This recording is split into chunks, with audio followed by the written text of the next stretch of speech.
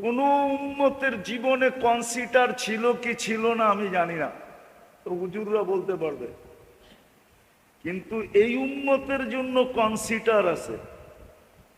প্রথম 15 বৎসর মাফ, নিষ্পাপের খাতায় লেখা। যতক্ষণ পর্যন্ত প্রাপ্ত বয়স্ক না হয় ততক্ষণ পর্যন্ত নিষ্পাপের খাতায় লেখা থাকে, নিষ্পাপ নিষ্পাপ নিষ্পাপ নিষ্পাপ। কলম তার বিরুদ্ধে যায় না, শুধু পক্ষে লেখে, বিরুদ্ধে লেখে না।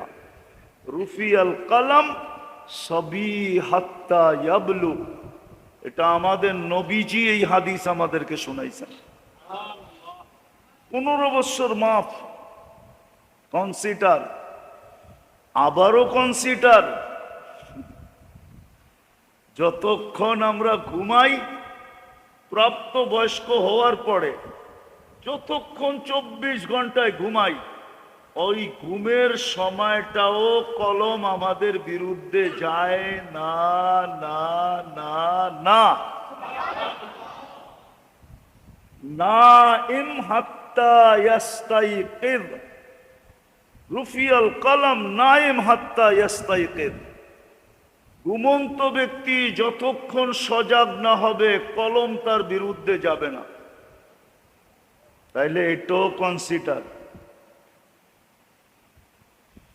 এটাও মাফ, এটাও এটাও এটাও